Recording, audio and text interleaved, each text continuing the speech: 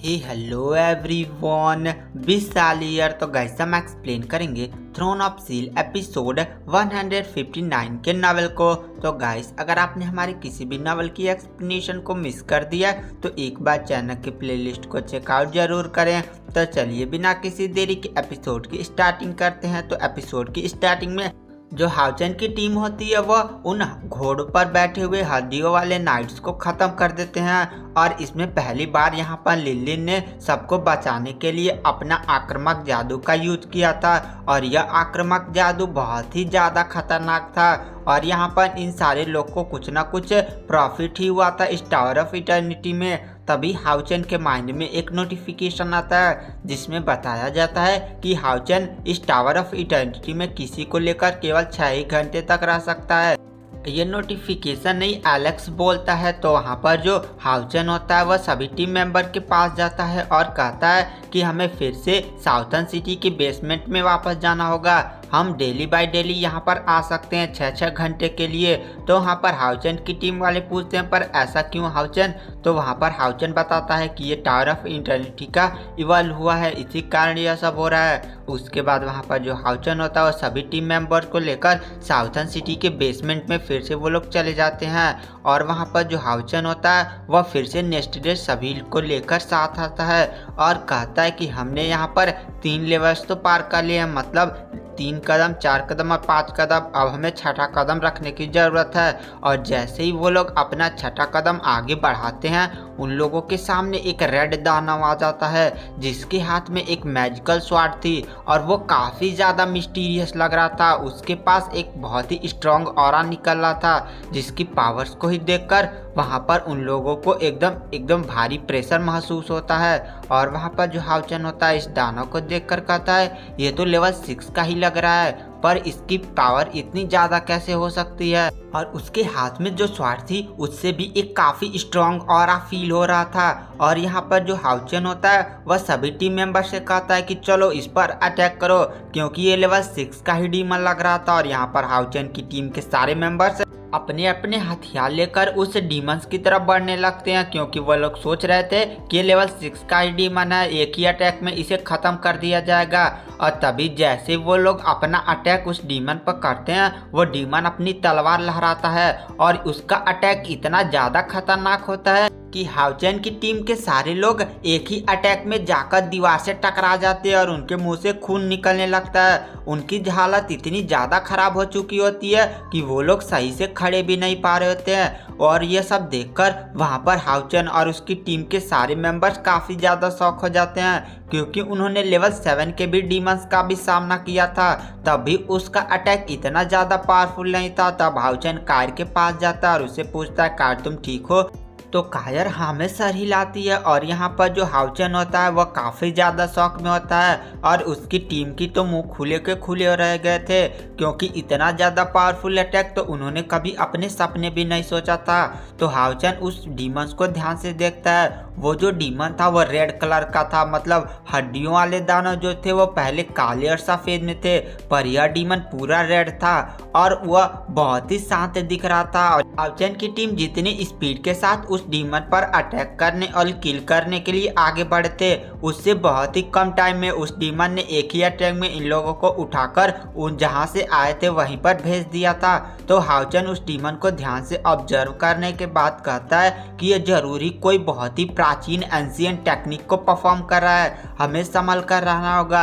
हाउचन के मन में एक ख्याल आता है और कहता है कि हम लोग एक एक कर इन डीमंस पर अटैक करेंगे। और हाउचन की यह बात सुनकर वहाँ पर जितने भी हाउचन की टीम के मेंबर्स होते हैं उनके तो पसीने छूटने लगते हैं। 6 लोग मिलकर उसके एक अटैक का सामना नहीं कर पा रहे हैं और हाउचन कर एक एक कर जाएंगे। पर हाउचन कैप्टन था की टीम को हाउचन पर पूरा विश्वास था और यहाँ पर हाउचन की टीम एक एक कर जाने के लिए मान जाती है। तो सबसे पहले हाउचन उस डीमन से फाइट करने के लिए आगे बढ़ता है और जो हाउचन होता है वो अपना blue rain hibiscus of light sword को समन कर लेता है और असुरा स्ट्राइक के साथ उस डीमन पर अटैक करता है।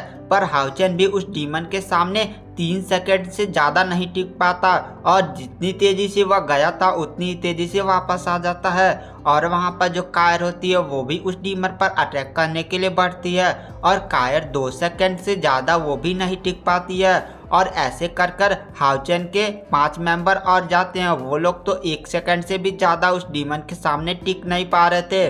जितनी स्पीड से वो लोग जा नहीं रहे थे उतनी स्पीड से वो लोग वापस आ रहे थे। मतलब जैसे वो लोग उस डीमन पर अटैक कर रहे थे, डीमन के अटैक से दुगने स्पीड से उड़ते हुए दीवार से जाकर टकरा रहे थे। और यहाँ पर जो हाउचेन होता है इस डीमन की पावर और इसकी स्किल को देखकर एकदम काफ़ी ज़्यादा शॉक हो जाता है। और यहाँ पर वो लोग कहते हैं कि अगर हम इस डीमन को हराने में कामयाब हो जाएंगे तो हम लोग लेवल 6 को ब्रेक थ्रू कर जाएंगे और हमारी पावर लेवल 7 से भी ज़्यादा हो जाएगी। और वहाँ पर जो हाउचेन होता है तभी यह बात सुनकर इसके मन में एक ख्याल आता है और कहता है कि हम लोग डेली बाय डेली आएंगे और इस डीमन से एक एक करके फाइट करेंगे। जिसे सुनकर वहाँ पर उसकी पूरी टीम की तो हालत पतली हो जाती है, क्योंकि एक एक करके रोज उन लोगों को पिटना था क्या। तभी वहाँ पर हाउचेन कहता है यह मेरा आखिरी फैसला है। और फिर डेली बाय डेली हाउचेन की टीम इस टावर ऑफ इटर्निटी में आती थी और उस डीमन के हाथों पीटकर वापस चली जाती थी। मतलब वो लोग आते तो थे खुशी खुशी लेकिन जाते थे हाथ गोड़ तोड़वा कर, मतलब बहुत ही ज़्यादा घायल होकर। लेकिन यहाँ पर सबसे अच्छी बात यह थी कि इन लोगों का उस डीमन के सामने टिकने का समय बढ़ता जा रहा था। अब हाउचेन जो था उस डीमन के सामने पूरे 30 सेकंड तक टिक पा रहा था और हाउचेन की अब फाइटिंग स्किल में भी काफ़ी ज़्यादा इम्प्रूवमेंट हो रहा था और उसके फाइटिंग स्किल और भी ज़्यादा खतरनाक होती जा रही थी। और वहाँ पर जो कायर थी उस डीमन के सामने 20 सेकंड तक टिक पा रही थी।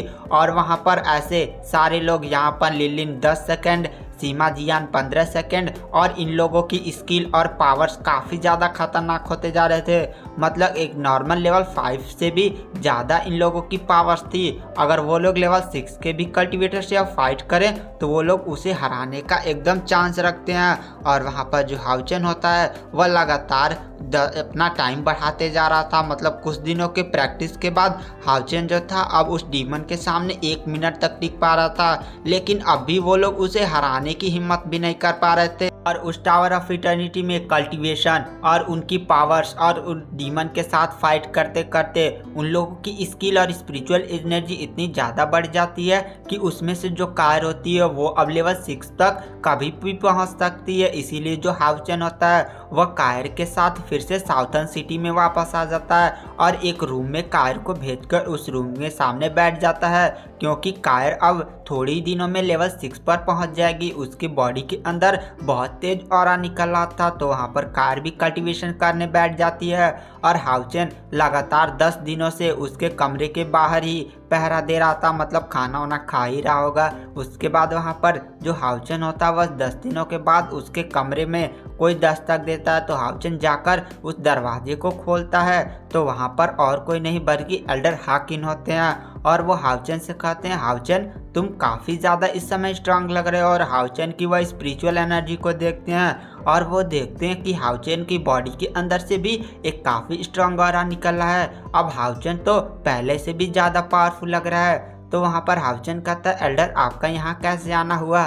तो वहाँ पर एल्डर हाकिन बताते हैं कि हाउचेन मैं तुमसे मायावी स्वर्ग के द्वार के रिलेटेड कुछ बातें करने आया हूँ। तो हाउचेन कहता है द्वार से रिलेटेड। तो वहाँ पर एल्डर हाकिन बताते हैं हाँ हाउचेन, जो कमांडर ग्रेड और किंग ग्रेड के सारे जो नॉर्मल लेवल के वहाँ पर कल्टीवेटर हैं जो लेवल 6 पर हैं और जिनकी स्पिरिचुअल एनर्जी 10,000 से कम है, वो लोग वहाँ पर जाना चाहते हैं और हमें यहाँ पर अपनी तरफ से 10 ही बंदों को भेजना है। और वो लोग इस बात के खिलाफ हैं कि तुम और कायर कैसे जा सकते हो, तुम लोग अभी जनरल ग्रेड पर हो। इसीलिए वो लोग एक कंपटीशन की मांग कर रहे हैं जिसमें 10 बंदे जो जीतेंगे वो मायावी स्वर्ग के द्वार के अंदर जाएंगे।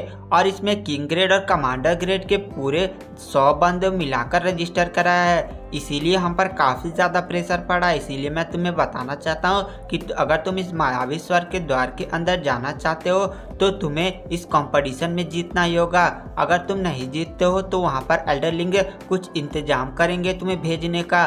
तो वहाँ पर हाउचेन कुछ सोचता है और कहता है ठीक है मैं उस कंपटीशन में पार्ट लूँगा, पर मेरी भी एक शर्त।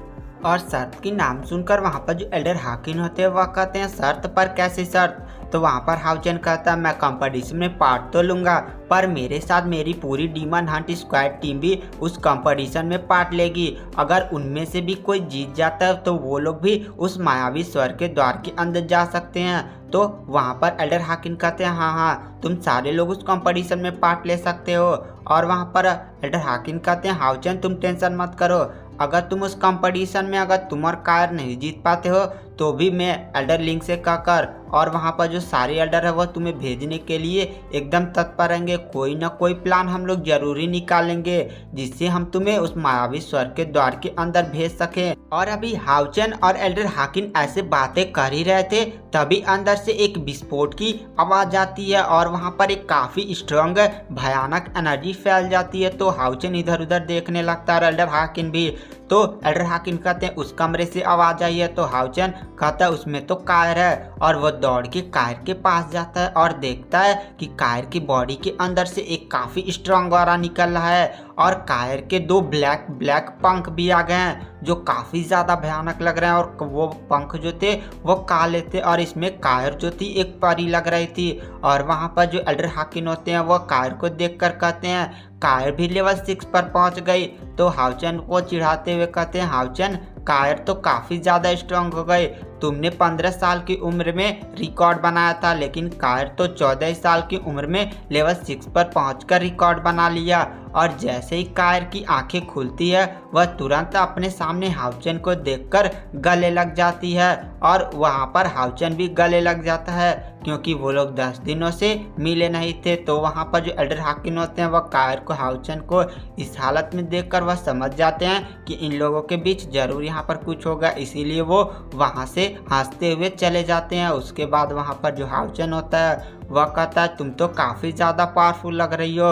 उसके बाद वहाँ पर जो कायर होती है वो हाउचन की ऑटो पर किस कर देती है और वो लोग ऐसे पैसिनेटली किस करने लगते हैं। और गाइस आज की वीडियो की एक्सप्लेनेशन को यहीं पर एंड कर देते हैं। Thank you, bye bye.